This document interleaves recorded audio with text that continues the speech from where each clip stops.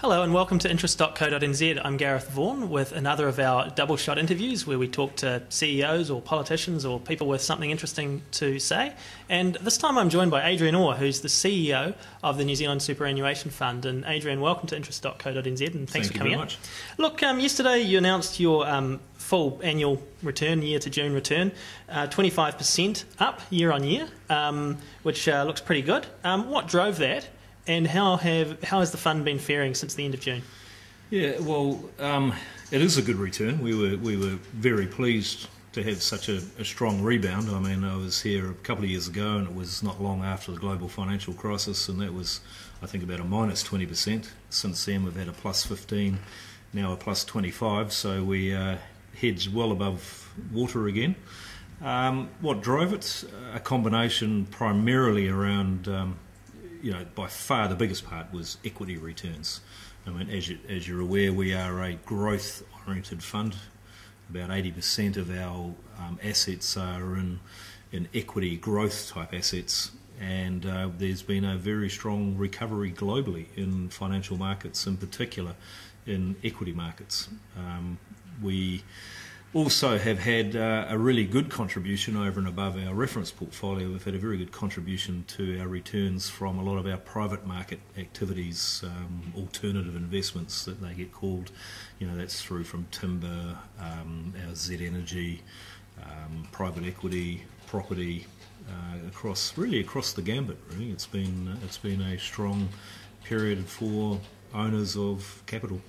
And look, you have this reference portfolio. Is that a benchmarking portfolio? And how have you fared against that? Yeah, we're ahead of our reference portfolio. In fact, quite both since inception of the portfolio, and obviously last year with a 25% return, we are well ahead over the last 12 months. So I think we're probably about 6% up over and above our reference portfolio for the most recent financial year. Is it a benchmark? Yes, it is. It's an important component of what we do. The concept of our reference portfolio is that we say, look, how can we achieve our mandate, our 20-plus year investment mandate, in the most cheap, cost-effective manner, I suppose. And that is by going out and buying passive listed investments and just holding them in a passive sense. And that's what our reference portfolio represents. That's our 80% growth, 20% fixed interest type reference portfolio.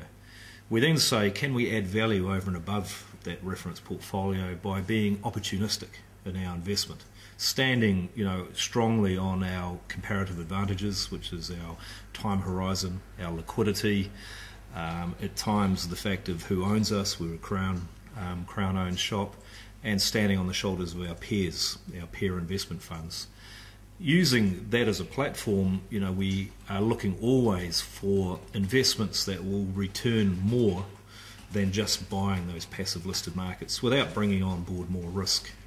And so that adding value can be very clearly measured by the difference between our actual portfolio, the 25% return, and the returns you get from a reference portfolio like we have.